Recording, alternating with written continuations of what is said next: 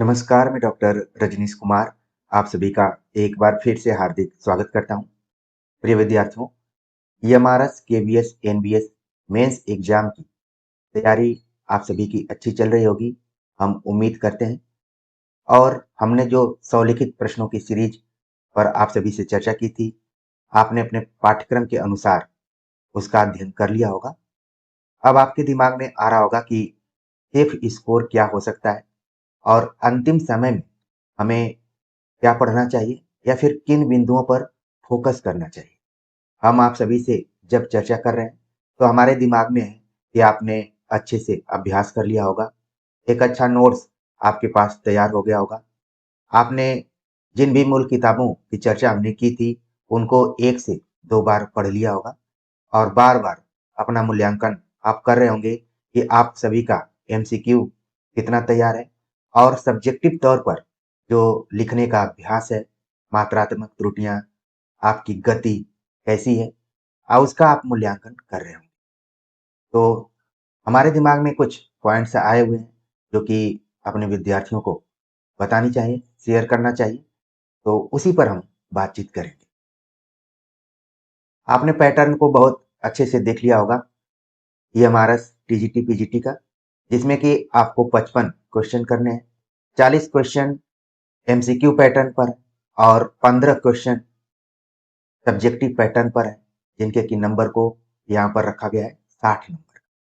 3 घंटे का ये प्रश्न पत्र होगा। जस्ट इसका उल्टा आप देखेंगे कि केवीएस, एनवीएस है। इसमें प्रश्नों की संख्या तो बढ़ी है, लेकिन ऑब्जेक्टिव जो क्वेश्चंस हैं, उनकी संख्या भी यहाँ पर बढ़ी हुई है। सब्जेक्टिव क्वेश्चंस की संख्या कम है और समय भी कम है। तो आप देख रहे हैं कि जो आप सभी का शेड्यूल निकला हुआ है, एक ही दिन में टीजीटी और पीजीटी दोनों का एग्जाम है और लगभग 1 सप्ताह का उसमें अंतर दिया गया है। आपने पूरा देखा होगा, समझा भी होगा कि आपको किस हिसाब से तैयारी करनी।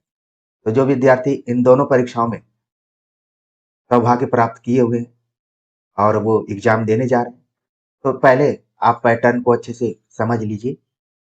ये ऐसा एग्जाम है, आमतौर पर हम देखते हैं कि जब मेंस का एग्जाम होता है तो केवल सब्जेक्टिव होता है, लेकिन यहाँ पर एमसीक्यू भी रखा गया है। तो एमसीक्यू का भी बहुत बड़ा रोल है। उस रोल को कैसे हमें पूरा करना है या फिर उसका लाभ उठाना है, इसको लेकर कुछ पॉइंट्स हैं जिनको कि आप जरूर ध्यान रखेंगे। सबसे पहले हम बात करते हैं ईएमआरएस की। ईएमआरएस में बुक्स के लिए अगर बात करें, एमसीक्यू के लिए, तो वन लाइनर किताब आपके पास जरूर होगी। जो पॉपुलर वन लाइनर किताबें लगभग सभी के पास मौजूद हैं, तो उसको पेज नंबर 1 से लेकर आखिर तक अच्छे से आप पढ़ लीजिए। उम्मीद करता हूँ कि आपने कई बार पढ़ा होगा। नहीं पढ़ा होगा तो जो आखिरी समय उसमें अपने टाइम टेबल के अनुसार जरूर 2 से 3 घंटे में उसको कवर कर लीजिए। आचार्य रामचंद्र शुक्ल कृत वस्तुनिष्ठ संकलन आपके पास जरूर होनी चाहिए। नहीं है तो हमने चैनल पर आचार्य रामचंद्र शुक्ल से रिलेटेड बार-बार प्रश्न जो पूछे जाते हैं, उनकी एक वीडियो बनाई हुई है। आप लोग जरूर जाकर देखिए और पिछले साल के क्वेश्चन पेपर को आप बार-बार हल कीजिए। भले वो question paper EMRS, KVS, MBS का ना हो, तो भी आप यूपी, एलटी, जीआईसी, जीडीसी या फिर अन्य राज्यों में, खासतौर से राजस्थान प्रवक्ता परीक्षाओं की जो परीक्षाएं हुई हैं, उनको जरूर आप हल कीजिए। यानी कि आपके पास एक कोई न कोई पीवाईक्यू की पुस्तक जरूर होगी। आप वहां से जो पॉपुलर क्वेश्चन है, जो कई बार परीक्षाओं में पूछे जाते हैं, अगर वो आ जाए तो इन एमसीक्यू में आपका कोई गलत ना हो, आप वहां पर लीड बनाकर रखें। तो एमसीक्यू के लिए बहुत ज्यादा आपको इधर-उधर भटकने की जरूरत नहीं है। वन लाइनर किताबों का सहारा लेना है, आचार्य रामचंद्र शुक्ल कृत वस्तुनिष्ठ संकलन पुस्तक का सहारा लेना है और पीवाईक्यू को बार-बार रिवाइज करना है। ठीक है? सब्जेक्टिव ये प्रश्न पत्र के लिए यानी सब्जेक्टिव प्रश्नों के लिए आपको क्या पढ़ना है? उसके लिए हमने मुख्य परीक्षा से रिलेटेड पाठ्यक्रम को ध्यान में रखते हुए एक पुस्तक आप सभी के सामने रखी हुई थी। आपने ज़रूर उसको देखा होगा, उसके इंडेक्स को देखा होगा। तमाम विद्यार्थियों ने अपने पास उसको रख भी लिया है। सेल्फ नोट्स जो आपने स्वलिखित प्रश्नों की सीरीज पर आधारित नोट्स तैयार किया, अब आपके पास खुद एक अच्छी बुक्स नुमा नोट्स तैयार हो गया होगा। आप जरूर उसको देखिए और अभ्यास कीजिए। अभ्यास करते समय आप सभी को ध्यान रखना है कि जो कालगत प्रवृत्तियां हैं, आदिकाल से लेकर आधुनिक काल तक, उन प्रवृत्तियों को जरूर आप ध्यान में रखिए, जिससे कि आपको पता चले कि किस कालखंड में टर्निंग पॉइंट क्या है। टर्निंग पॉइंट से ही अक्सर सवाल बनते हैं। जैसे आप आदिकाल पढ़ेंगे तो उसके नामकरण को लेकर, उसकी प्रवृत्तियों को लेकर, उसकी साहित्यिक जो प्रवृत्तियां रही हैं, जैसे रासो साहित्य, जैन साहित्य, ठीक है, सिद्ध साहित्य, नाथ साहित्य। इसी तरीके से भक्ति काल आप पढ़ेंगे तो उसमें सगुण, निर्गुण, राम, कृष्ण, सूर, तुलसी, जयसी, मीरा, इन सभी पर प्रायः सवाल बन सकते हैं, बनते ही रहे हैं अब तक। रीतिकाल पढ़ेंगे तो रीतिबद्ध, रीति सिद्ध, रीति मुक्त। इसी तरीके से आधुनिक काल पढ़ेंगे तो छोटे छोटे काल खंडों में तमाम युग उसमें पढ़ने हैं। तो सभी की प्रवृत्तियों को जरूर आप ध्यान में रखें। प्रवृत्तियां ध्यान रखेंगे तो फिर आपका कॉन्सेप्ट भी क्लियर होगा और किसी भी तरीके से घुमाकर प्रश्न आएगा तो निश्चित तौर पर आप उसको हल कर लेंगे। प्रिय विद्यार्थियों, मुझे पूरा विश्वास है कि आप सभी जो शेष समय बचे हुए उसमें कालगत प्रवृत्तियां जरूर तैयार करके रखेंगे। अगर आप ईएमआरएस, केवीएस, एनबीएस में जा रहे हैं तो अगर मान लीजिए किसी कालखंड की 10 प्रवृत्तियां हैं, उसमें से आप बेस्ट 5 प्रवृत्तियों को जरूर ध्यान रखें, जिससे कि आपका उत्तर अति लघु उत्तरी में बदल जाएगा और आपको अच्छा नंबर भी मिलेगा। जैसे तमाम ऐसे विद्यार्थी हैं जिनके सामने समस्या आ रही है कि उनके क्वेश्चन के जो आंसर है वो बड़े हो जा रहे हैं और वो उसको छोटा नहीं कर पा रहे। तो छोटा करने का यही उपाय है कि आपके दिमाग में मटेरियल तो बहुत है, लेकिन उस मटेरियल में बेस्ट मटेरियल्स जो है उनको अब आपको छान कर अपने दिमाग में रखना पड़ेगा और आप लिखेंगे तो अच्छा नंबर मिलेगा। इसके लिए सबसे बड़ी बात है कि आपको घबराना नहीं है। अपने तंत्रिका तंत्र पर, अपने नर्वस सिस्टम पर आपको कंट्रोल रखना है। आप हड़बड़ाएंगे, घबराएंगे तो दिक्कत होगी। एक विद्यार्थी ने कमेंट किया कि हमको रात में नींद नहीं आ रही है, सीने में दर्द होने लग रही है। तो ये सारी चीजें आप बिल्कुल अपने दिमाग में न रखें, नहीं तो फिर लाख कोई आपको पढ़ाने वाला रहेगा, बताने वाला रहेगा, आप नहीं कुछ कर पाएंगे। इसीलिए बीच बीच में जो आपका पसंदीदा कोई गेम हो उसको भी आप अपने दिमाग में रखते रहिए, खेलते रहिए। जैसे मैं बार बार क्रिकेट का उदाहरण देता हूँ। क्रिकेट में कई बार मैच तो वही होते हैं, 20 ओवर का मैच होता है, बॉल भी वही होती है, बैट भी वही होता है, गेंदबाज भी वही होता है, लेकिन हमेशा सिचुएशन अलग होती है और खिलाड़ी भी कई बार अलग अलग तरीके से निखर कर सामने आते हैं। जो खिलाड़ी गंभीर तरीके से अध्ययन करते हैं या खेलते हैं, उनको आप देखेंगे कि बहुत अच्छा परफॉर्मेंस करते हैं। आपको भी उसी तरीके से करना है, गंभीरता बनाकर अपने को कंट्रोल करना है। आप घबराएंगे तो उससे कुछ ज्यादा फायदा नहीं होने वाला है, बल्कि अन्य प्रश्न भी आपके गड़बड़ होंगे। तो कंट्रोल रखना है कि अगर 10 क्वेश्चन है तो उसमें से 7 क्वेश्चन आपके मन मुताबिक रहेंगे, 3 क्वेश्चन नए रहेंगे जो कि आपको परेशान करेंगे। तो क्यों आप इन 3 क्वेश्चन के लिए परेशान होंगे? क्यों नहीं आप 7 क्वेश्चन में बेहतर परफॉर्मेंस करेंगे, जो कि इन 3 गड़बड़ क्वेश्चन का भी इसमें आपको लाभ मिल जाए। उम्मीद है कि आप चीजों को बहुत अच्छे से समझ पा रहे होंगे और उस चीज को एग्जाम तक फॉलो करेंगे। कालगत प्रमुख रचनाकारों की काव्यगत विशेषताएं।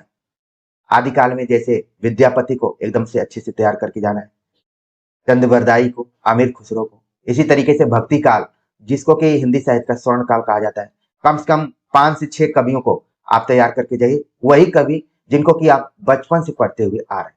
उसी तरीके से रीति काल में बिहारी, केशव, घनानंद, इन तीनों, भूषण, इन चारों को एकदम से अच्छे से तैयार करके आप जाइए।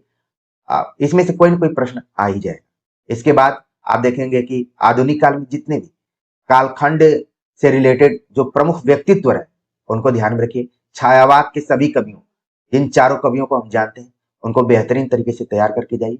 इसी तरीके से प्रगतिवाद, नई कविता, ठीक है, सबको अच्छे से, जिनके वजह से वो कालखंड जाना जाता है, उन रचनाकारों को जरूर अपने दिमाग में रखिए। उनकी काव्यगत विशेषता, आप हमेशा कॉमन उत्तर तैयार करने की कोशिश कीजिए और देखेंगे कि प्रश्न उन्हीं कॉमन उत्तरों में से किसी एक हेडिंग से मिलते जुलते आएंगे। फिर अगर उस हेडिंग से मिलते जुलते आ रहे हैं तो आप उसी के अनुसार अपने उत्तर को शुरू करेंगे और लिखेंगे। ठीक है। गद्य साहित्य में अंतर, जैसे कहानी उपन्यास में क्या अंतर है, इसी तरीके से कहानी नाटक में क्या अंतर है, इसी तरीके से अन्य गद्य विधाओं में आपको अंतर रखना है, रेखाचित्र, संस्मरण, जो भी है। हमने सभी पर अच्छे से आप सभी के सामने मटेरियल रखा हुआ था, बताने का प्रयास किया था।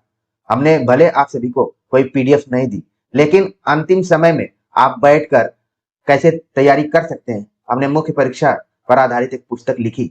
प्रिय विद्यार्थियों, मुझे कहने में बिल्कुल संकोच नहीं हो रहा है कि अगर मुख्य परीक्षा की पुस्तक को आप आत्मीयता के साथ पढ़ेंगे तो ये आपको बुक लगेगी, और आत्मीयता के साथ नहीं पढ़ेंगे, पूर्वाग्रह से ग्रसित रहेंगे या फिर किसी के भुलावे में आएंगे, तो ये पुस्तक आपको कागज की टुकड़े की तरह ही लगेगी, काला अक्षर भैंस बराबर ही लगेगा। लेकिन मुझे याद है कि जब हम जेएनयू में एमफिल कर रहे थे तो हमारे 3-4 साल जूनियर एग्जाम दिए हुए थे, और वो एक ऐसा बैच था, एमफिल का एंट्रेंस दिया हुआ था, कि वो बैच अपने सीनियरों से कम मिलता था। उसको लगता था कि सारी जानकारी उसी के पास है, लेकिन तथाकथित उसी बैच में कुछ कमजोर विद्यार्थी थे जिनको लग रहा था कि उनको अपने सीनियर्स से मिलना चाहिए, उनसे कुछ मॉडल पेपर्स या फिर आने वाले संभावित प्रश्नों पर चर्चा करनी चाहिए। उन्होंने किया, और जब रिजल्ट आया तो जो तथाकथित कमजोर या जिनको हम गधे विद्यार्थी कहे, उनका चयन हो गया, और जो तेज तर्रार विद्यार्थी थे उनका चयन नहीं हुआ। उस क्लास में कुल 27-28 बच्चे थे, जिसमें से मात्र 3 बच्चों का सिलेक्शन हुआ जो वहां से एमए कर रहे थे। बाकियों का, जो बाहर के इधर उधर के थे, उनका चयन हो गया। अब जो तथाकथित तेज तर्रार विद्यार्थी थे, उन्होंने इन कमजोर विद्यार्थियों से पूछना शुरू किया कि तुम लोगों ने कैसे तैयारी की थी। तो उन्होंने बातों ही बातों में हमारे जैसे 2-3 लोगों का नाम ले लिया, और उन कमजोर विद्यार्थियों को पता नहीं था कि ये तेज तर्रार विद्यार्थी बहुत ज्यादा ही तेज हैं। उन्होंने उनकी बातों को रिकॉर्ड करना शुरू कर दिया और एक तथ्य बना लिया, और उसको प्रशासनिक भवन में पेश कर दिया कि इन लोगों को पेपर आउट कर दिया गया था।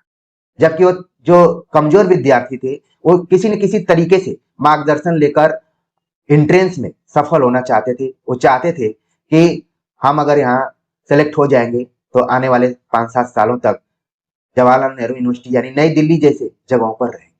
तो उनका तो चयन हो गया। बाद में जिन लोगों का नाम आया हुआ था, उनको लेकर कमेटियां बनी, जांच बैठी, बहुत सारे, मेरा भी उसमें इंटरव्यू लिया गया कि आपको कैसे पता चला। हमने कहा कि एक सीनियर का दायित्व होता है कि अगर जूनियर कोई चीज पूछता है तो उसको बताए। हमने जो भी एक सैंपल पेपर या फिर कहें कि अनुमानित प्रश्नों को बताया हुआ था, 5 में से 3 प्रश्न आ गए थे। तो ये तो अनुभव के आधार पर बताया गया था। हमने इस स्टोरी को क्यों बताया? क्योंकि आपके पास आपको भुलवाने वाले बहुत सारे लोग हैं, लेकिन आप अगर आत्मीयता के साथ पढ़ते हैं तो हमने जो भी पुस्तक लिखी हुई, इसको पढ़ने के बाद आपकी कलम बिल्कुल नहीं रुकेगी, और जो भी उत्तर है हमने बहुत सोच समझकर उन उत्तरों का प्रश्न तैयार किया हुआ है, आपके सामने रखा हुआ है। तो आप उसको मन लगाकर समय रहते अच्छे से पढ़िए। मैं उम्मीद करता हूं कि आप अच्छे अंक हासिल करेंगे। प्रिय विद्यार्थियों, मुझे यह भी लगता है कि ऐसा नहीं कि आप सभी पहली बार हिंदी साहित्य पढ़ रहे हैं। आप लोगों ने ऑलरेडी अपनी यात्रा को यहाँ तक पूरी की है, तो पहले कभी न कभी जरूर पढ़ा होगा। हमने केवल आपको दृष्टिकोण दिया है। ठीक है, तो मुख्य परीक्षा वाली पुस्तक जरूर रखिए। अपने नोट्स को बार बार आप रिवाइज करते रहिए और अभ्यास करते रहिए। तो जो हमने यहाँ पर कहा गद्य साहित्य में अंतर स्पष्ट करने के लिए, उसको पूरा एकदम से क्लियर करके रखिए। हिंदी भाषा एवं व्याकरण से रिलेटेड जो भी क्वेश्चंस हैं, उनका भी संकलन मुख्य परीक्षा में किताब में हमने की हुई है, आप देखिए उसको। और एक चीज आपको ध्यान में रखना है कि जब आप एग्जाम में जाएंगे तो पूरे पॉपुलर क्वेश्चन ही आपके सामने आएंगे। इधर उधर तैयारी करते समय हम छोटे छोटे प्रश्नों को जरूर देखते हैं, लेकिन एग्जाम में क्योंकि सवालों की संख्या बहुत ज्यादा नहीं है, अगर सब्जेक्ट्स के हिसाब से देखें 15 सवाल है, 10 सवाल है, और आपका सिलेबस बहुत लंबा चौड़ा है। अगर आपने MRS, TGT, PGT, KVS, NVS का सिलेबस देखा होगा तो वो सिलेबस आवश्यकता से अधिक लंबा चौड़ा है। ठीक है, तो हो सकता है कि उसका उपयोग पेपर बनाने वाले एमसीक्यू में ज्यादा करें। सब्जेक्टिव में तो पॉपुलर क्वेश्चन ही रहेंगे। आप क्वेश्चन को देखकर सोचेंगे कि इसका आंसर तो हम लिख लेंगे, लेकिन अगर आप पहले से नहीं तैयार करके जाएंगे तो फिर वहां पर वही हवाई बातें आप लिखेंगे, फिर आपके नंबर कम होने लगेंगे। तो उम्मीद है कि ईएमआरएस टीजीटी पीजीटी की जो भी तैयारी कर रहे हैं विद्यार्थी, एमसीक्यू को लेकर और वर्णनात्मक क्वेश्चन को लेकर, सब्जेक्टिव तौर पर क्वेश्चन को लेकर क्या उनकी रणनीति अंतिम समय में रहनी चाहिए, उसको आप अच्छे तरीके से देख लिए होंगे। अब आपके मन में आ रहा होगा कि इसके लिए सेफ स्कोर क्या हो सकता है। सेफ स्कोर का जो हमने अनुमान लगाया हुआ है, और ध्यान रखिएगा कि हमने अनुमान लगाया है, लेकिन ये अनुमान कहीं न कहीं अनुभव पर आधारित है। तमाम वो जो 8-10 सालों का पढ़ाने का अनुभव रहा है, प्रश्न पत्र बनाने का अनुभव रहा है, कॉपी मूल्यांकन का अनुभव रहा है, उनके आधार पर हम यहाँ पर आप सभी को बताने का प्रयास कर रहे हैं। आपके एग्जाम में एमसीक्यू 40 नंबर के होंगे, तो इसमें कोशिश कीजिए कि आप कम से कम 30 नंबर तक लाने का प्रयास कीजिए। प्लस माइनस 2 हो सकते हैं। ठीक, सब्जेक्टिव में चूंकि ये लिखित है तो इसमें बहुत सारी चीजें देखने को मिल सकती हैं। 60 नंबर का सब्जेक्टिव है, तो कोशिश कीजिए कि 50 से 55% तक आपका अंक आए, यानी 60 में 33 नंबर के आसपास में आप जरूर लाने का प्रयास करें। अच्छी राइटिंग के साथ, कम मात्रात्मक त्रुटियों के साथ, अपनी प्रस्तुति के साथ अगर आप मेहनत करते हैं, अभ्यास किए हुए हैं, समय का मैनेजमेंट करते हुए सभी प्रश्नों को आप टच कर देते हैं, हल कर देते हैं, तो 60 में 33 नंबर लाना कठिन नहीं है, आ भी सकता है। और अगर आप अभ्यास नहीं किए रहेंगे, डायरेक्ट एग्जाम हॉल में ही जाकर बैटिंग करना शुरू करेंगे, तो में भी हो सकता है कि चीजें आपके अनुकूल न हो। तो सेफ टारगेट क्या आप रखिए, 63 नंबर हमने यहाँ पर रखा हुआ है। जिन विद्यार्थियों का 63, इसमें आप देख रहे हैं कि एमसीक्यू का बहुत बड़ा रोल है। एमसीक्यू में क्या करना है कि आपको ओमार अच्छे से फिलअप करना है, उसको रंगना है, और जो आपने एमसीक्यू को बहुत पहले से पढ़ना शुरू कर दिया होगा या फिर अन्य परीक्षाओं में भी आपने इसको तैयार किया होगा, तो इसका लाभ आपको यहाँ मिलेगा। लिखित में कम से कम आप 30 नंबर तो हर हालत में लाने की कोशिश करें, यानी कि इस तरीके से लिखें कि 30 नंबर मिल जाए। अक्सर मिल ही जाता है, बहुत ज्यादा परेशान नहीं होना। ठीक है, तो सेफ स्कोर आपका क्या हो सकता है, 63 प्लस माइनस 2 आप दिमाग में रखिए। हमने अनुमान लगाया कि 60% से जिनका ज्यादा अंक रहेगा, निश्चित तौर पर वो सिलेक्टेड पीडीएफ में अपने नाम को देख सकते हैं। तो ये तो ईएमआरएस की बात हमने की। अब हम बात करते हैं केवीएस एनबीएस की। केवीएस एनबीएस के पैटर्न को आप देखिए, कुल 70 क्वेश्चन रहेंगे, 60 क्वेश्चन वस्तुनिष्ठ रहेंगे, 10 क्वेश्चन वर्णनात्मक यानी सब्जेक्टिव रहेंगे। 2.5 घंटे में ही इसको आपको हल करना है। बुक्स की बात करें तो ईएमआरएस की तरह ही वन लाइनर, मुख्य परीक्षा और जो भी रणनीति आपकी रही है, स्वलिखित प्रश्नों की सीरीज जो आपने शुरू से लेकर अंत तक यानी आदि से लेकर अंत तक देखा है, और उसका लाभ आपको जरूर मिलेगा। सेफ स्कोर क्या है, एमसीक्यू, क्योंकि इसमें 60 नंबर के एमसीक्यू रहेंगे, तो कोशिश आपकी होनी चाहिए कि 45 से 50 क्वेश्चन मतलब नंबर आपके आ जाए। एक एक नंबर का है यहाँ पर, तो 45 से 50 के आसपास में आपका सही होना चाहिए। सब्जेक्टिव में 40 नंबर का है, 40 में कम से कम 20 से 22 नंबर आपके होने चाहिए। टोटल 100 नंबर में आपके 67 के आसपास में नंबर होने चाहिए, यानी कि 65 प्लस आपका एनबीएस केबीएस में होना चाहिए। तो आप अपने को सिलेक्टेड पीडीएफ में देख सकते हैं। ये कुछ सेफ स्कोर है। ये सारी चीजें आप तैयारी के दौरान ही अपने दिमाग में रखेंगे, तो उसी हिसाब से टाइम टेबल बनाते हुए आप पढ़ेंगे किस पर आपको फोकस करना है, किस पे नहीं फोकस करना है। एमसीक्यू को भी उतना ही महत्व देना है जितना कि आपको सब्जेक्टिव पर देना है। तो प्रिय विद्यार्थियों, जो भी सब्जेक्टिव आप तैयार कर रहे हैं, अब वो कहीं न कहीं एमसीक्यू के लिए भी महत्वपूर्ण है। अगर सिलेबस के अनुसार देखें, जैसा कि हमने जिस पुस्तक की चर्चा की, हम उसको बहुत खरीदने के लिए या फिर लेने के लिए आप सभी के ऊपर कोई किसी तरीके का दबाव नहीं डालेंगे, लेकिन आप मटेरियल को ध्यान में रखते हुए अपने पास रखें तो ज्यादा बेहतर होगा। वो ऐसी किताब है, पूरा सिलेबस को हमने कवर करते हुए इसको रखा हुआ है, तो इसमें सब्जेक्टिव और एमसीक्यू दोनों पैटर्न आपके कवर हो सकते हैं। क्योंकि आप सिलेबस के अनुसार तैयारी करके जाएंगे तो 95% तो आप प्रश्न पत्र को अपने कंट्रोल में देखेंगे। 5% क्वेश्चन इधर उधर से थोड़े मोड़े मॉडिफाइड होकर पूछे जाते हैं, तो उसको लेकर चिंतित होना जरूरी नहीं। तो उम्मीद है कि तैयारी करते समय सेफ स्कोर कितना हो सकता है, जो हमने अनुमान लगाया है, उसके आधार पर आप तैयारी करेंगे और एग्जाम हॉल में उसी सावधानी के साथ अपने उत्तरों को लिखेंगे और बेस्ट परफॉर्मेंस करेंगे। क्योंकि कई बार देखने में आता है कि हम अपने तैयारी के मुताबिक जो अध्ययन करके जाते हैं, उससे अच्छा परफॉर्मेंस हम एग्जाम हॉल में कर देते हैं और कई बार तो विश्वास ही नहीं होता है कि क्या हम वही हैं जो एग्जाम के पहले डरा करते थे, चिंतित हुआ करते थे, सीने में दर्द होता था। लेकिन यहाँ पर तो हमने बहुत बेहतरीन परफॉर्मेंस किया है। मुझे उम्मीद है कि हर विद्यार्थी के दिल से ये आवाज जरूर आएगी कि आज उसका पेपर अच्छा गया। अगर आवाज आ जाती है तो समझिए कि आपका चयन 100% है। विद्यार्थियों से ज्यादा किसी को पता नहीं होता है कि उनका पेपर किस तरीके का गया है। भले वो मुस्कुराते हुए चेहरे से कहा करते हैं कि पेपर अच्छा गया है, लेकिन उनका एक मन जरूर कहता है कि नहीं बेटा, पेपर तो जैसा जाना चाहिए उस तरीके से नहीं गया है। तो दिल की आवाज आती है। उम्मीद करता हूँ कि जितने भी विद्यार्थी यहाँ पर जुड़े हुए हैं, हमारे अनुभव के साथ, हमारे जो भी पाठ्यक्रम को हमने कंप्लीट करने की कोशिश की, अभी भी आपके एग्जाम को लेकर हम कुछ चीजों को लेकर आते रहेंगे। एग्जाम तक तो पूरा एकदम साथ बना रहेगा। तो प्रिय विद्यार्थियों, उम्मीद है कि सारी चीजें आप समझ गए होंगे। उसके अनुसार अभी से आप अपना टाइम टेबल बनाकर 4 से 5 घंटे प्रतिदिन पढ़ने की कोशिश करेंगे और देखेंगे कि आपका एग्जाम अच्छा जाएगा। अभी तक जो आपने टियर 1 पास किया हुआ है, उसमें इस चैनल का कोई योगदान नहीं रहा है। टियर 2 यानी मुख्य परीक्षा के दृष्टिकोण से ये चैनल ज्यादा आपके लिए लाभदायी प्रतीत होगा। तो आप सभी के कमेंट का हम इंतजार करेंगे। मिलते हैं एक नए टॉपिक के साथ, तब तक के लिए नमस्कार।